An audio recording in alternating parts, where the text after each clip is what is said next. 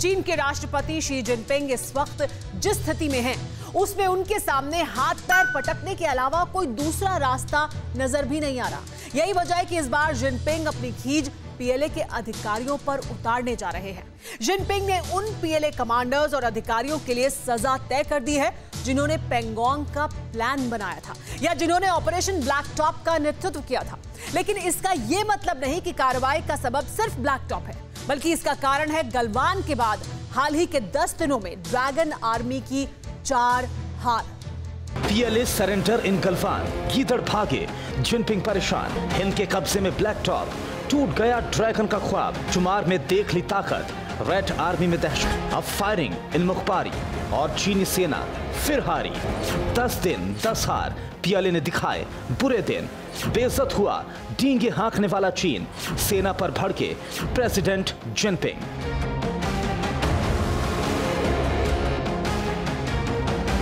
चीनी सेना ने जितनी भी बार हिंदुस्तान की जमीन पर कब्जा करने की कोशिश की, उतनी बार पीएलए के गीदड़ों को नाकामी का सामना करना पड़ा है। लाल लड़ाकों में हिंदुस्तानी शूरवीरों की दहशत इस कदर घर कर चुकी है कि वो मजबूरी में ऑर्डर तो फॉलो कर रहे हैं, लेकिन खुलकर सामने आने की हिम्मत नहीं जुटा पा रहे हैं। इन्हीं हालातों को देखते हुए राष्ट्रपति शी जिनपिंग अपनी सेना पर भड़क गए हैं। स्थिति यहां तक पहुंच गई है कि अब जल्द ही पीएलए के टॉप कमांडर्स और जनरल पर कार्रवाई हो सकती है। उन्हें सम्मान में दिए गए तमगे नोचे जा सकते हैं।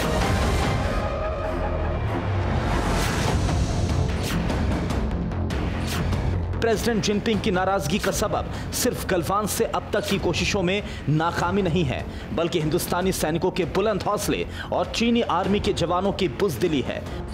और सबसे ज्यादा अखरने वाली बात है जिनपिंग के 67वें जन्मदिन के लिए आर्मी से मिला हार का तोहफा, जिसका बदला लेने की कोशिश लगातार हो रही है। लेकिन पीएलए के जवान भारतीय फौज से इस कदर डरे हुए हैं कि लड़ने से पहले ही वो सरेंडर कर रहे हैं। और ये नाकामी जिनपिंग को कार्रवाई करने के लिए मजबूर कर रही है। जिनपिंग क्या करने वाले हैं ये भी हम आपको बताएंगे, लेकिन पहले चीन की नाकामी गिनिए। 15 जून 2020 को गलवान में सेना की हिंसक झड़प। गलवान झड़प में ज्यादा नुकसान चीनी सेना को हुआ। 29-30 अगस्त को पेंगोंग के दक्षिणी हिस्से में झड़प। इसी रात को ब्लैक टॉप पर भारत ने कब्जा कर लिया। 31 अगस्त को चीनी सैनिक फिर ब्लैक टॉप पर आए। भारतीय फौज के डर से चीनी सैनिक वापस लौट गए। 1 सितंबर को चीनी सैनिक चुमार की तरफ आगे बढ़े। भारतीय फौज ने चीनी सेना के रास्तों को रोक दिया। चीनी सेना ने 7 सितंबर को मुखबारी में फायरिंग की। भारत की फौज ने चीनी सैनिकों को फिर लौटा दिया।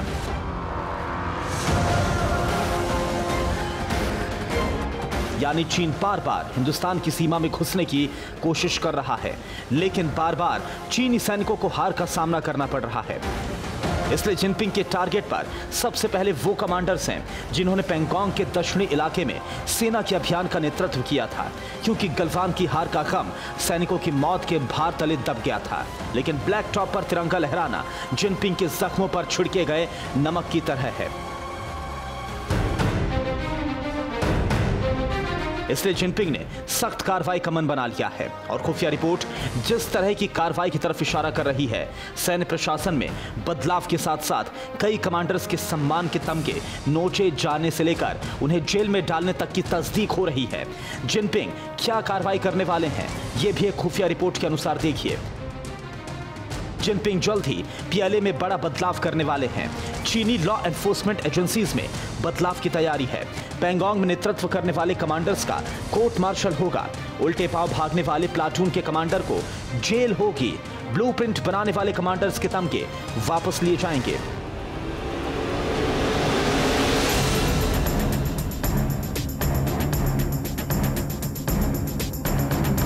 इस कार्रवाई का कारण सिर्फ हर मोर्चे पर हार का सामना या चीनी सैनिकों का रणक्षेत्र से भागना नहीं है, बल्कि यह कार्रवाई इसलिए होगी क्योंकि ब्लैक टॉप पर भारत के कब्जे से जुड़ी खबर इस वक्त अंतर्राष्ट्रीय मीडिया में छाई हुई है। चीन की सोशल मीडिया साइट्स पर भी इसी मुद्दे पर चर्चा हो रही है और जिनपिंग महसूस कर रहे हैं कि उनके मुल्क की इज्जत अंतर्राष्ट्रीय समुदाय में नीलाम हो रही है। यही वजह है कि अब जिनपिंग अपनी ही फौज के टॉप कमांडर्स पर गाज गिराएंगे, जिससे चीनी आर्मी में अंदरूनी और एलएसी के मोर्चे पर हड़कंप है। Bureau report, TV9 Bharatvarsh.